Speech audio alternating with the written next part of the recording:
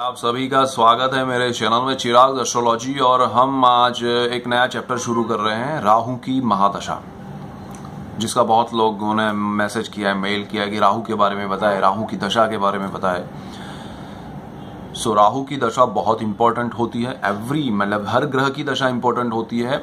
Because मैं अपने और से कुछ चीजें कहना चाहता हूं। पहले तो कि मैं किसी जेमस्टोन्स में या उसमें नहीं मानता हूँ। सो कुछ लोग पूछते हैं कि भाई हमने ये पहना हुआ है, उसका असर क्या हो सकता है, हम ये पहने कि नहीं पहने, ये जेमस्टोन ये इसमें ये करे वो करे। वो देखिए, दशाओं के हिसाब से जो चार्ट है, जो टाइम है, अगर आपका बर्थ टाइम, आपका बर्थ प्लेस और आपका बर्थ डेट ये एक्यूरेट है तो आपकी कुंडली एक्यूरेट बनेगी। और कुंडली एक्यूरेट होगी तो उसमें सारे चीजें, सारे चार्ट एक्यूरेट होंगे, तो सारे प्रिडिक्शंस बहुत एक्यूरेसी के साथ मिलेंगे हमें। सो उसके बारे में मत पूछिए। हाँ, ये दशाओं के बारे में मैं बता रहा हूँ, उसको आप अपने हिसाब से कैलकुलेट कीजिए, पास्ट को देखिए, फ्यूचर को देखने की कोशिश कीजिए और रिजल्ट्स को थोड़ा उसके साथ कंपेयर कीजिए।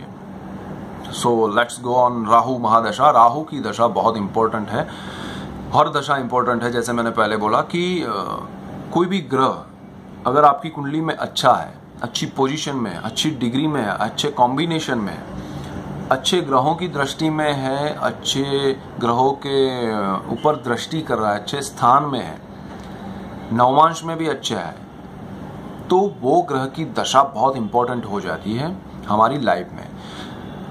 और मैं अच्छा ग्रह किसे कह रहा हूं, ऐसा नहीं कि मैं चंद्र की या गुरु की बात कर रहा हूं। मैं राहु को भी अच्छा मानता हूं, मैं शनि को भी अच्छा मानता हूं, मैं सूर्य, गुरु, सूर्य, मंगल, सब। क्योंकि जो ग्रह आपकी कुंडली में अच्छी पोजीशन में है वो अच्छे होते हैं, वो अच्छे रिजल्ट्स देते हैं।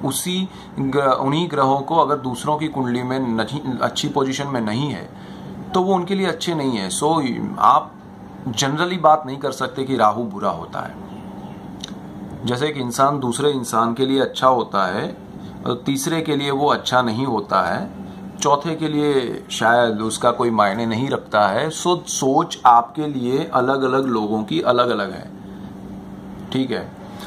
उसी तरह ग्रहों का भी ऐसा है कि किसी के लिए अच्छा है, किसी के लिए वही ग्रह बुरा है। राहु की दशा में मैंने लोगों को एस्टेब्लिश होते हुए देखा है, लाइफ में करोड़ों रुपए कमाते हुए देखा है। जनरल मतलब लाइफ, मतलब पब्लिक लाइफ में लोग बहुत बड़े स्टेज पे पहुंचे हैं, बड़े लेवल पे पहुंचे हैं। मैं आपको नाम नहीं दूंगा, लेकिन बड़े बड़े स्टार्स हैं, बड़े बड़े पॉलिटिशियंस हैं, बड़े बड़े उद्योगपति हैं। उन्होंने उस करियर की शुरुआत ही राहु की दशा में की है, और वो शुरुआत अपनी एज के 40 क्रॉस करने के बाद की है। और वो जहां पहुंचे हैं वहां लाइफ में हर किसी का सपना होता है पहुंचने का। सो वो जो जगह पर पहुंचाते हैं ग्रह, उनमें से एक है राहु। क्योंकि राहु जब देने पे आता है तो दुनिया आपके सामने सर झुका के खड़ी रहती है। यस, वो राहु है। मैं राहु की ब्रीफ इसलिए दे रहा हूं ताकि आपका सोच राहु को लेके जो है, क्योंकि मैंने प्रैक्टिकली लोगों की लाइफ में एक्सपीरियंस किया है कुंडली देख के कि हाँ, इनकी राहु की दशा में अच्छा हुआ है, इनकी राहु की दशा में अच्छा नहीं हुआ है। सो राहु की दशा आ रही है, टेंशन में, लेकिन आपका राहु अच्छा है, क्यों टेंशन कर रहे हो? ऐसा भी हो सकता है ना। सो मैं राहु की दशा के बारे में बात करने से पहले आपको क्लियर करना चाहता हूं कि राहु जिनकी कुंडली में अच्छी पोजीशन में है, अच्छे पावर में है और अच्छे स्थानों में है, कॉम्बिनेशन में है।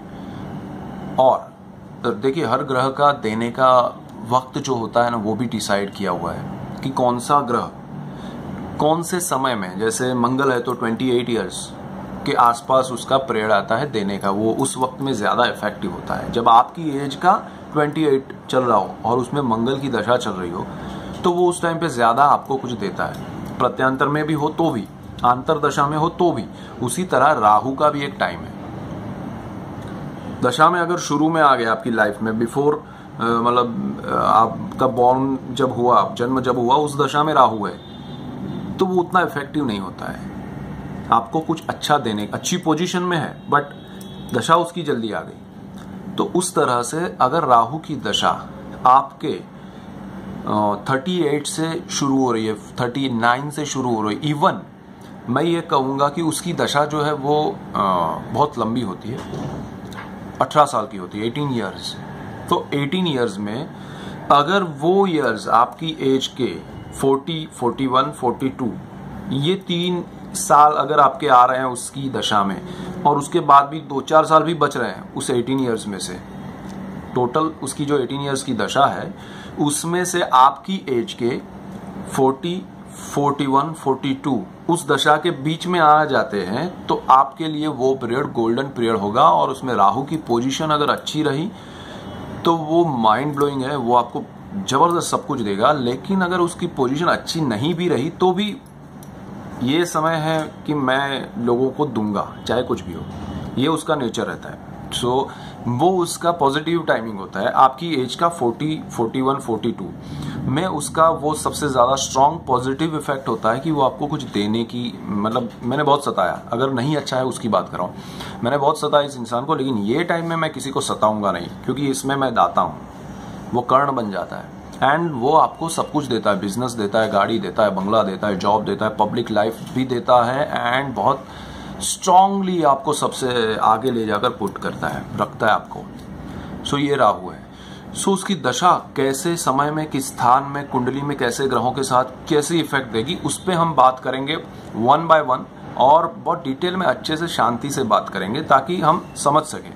सो राहु को समझिएगा और टेंशन मत लीजिएगा, राहु बहुत अच्छा है, कोई विधि विधान करने की जरूरत नहीं, उसका स्टोन बोन पहनने की जरूरत नहीं है, टेंशन मत कीजिए।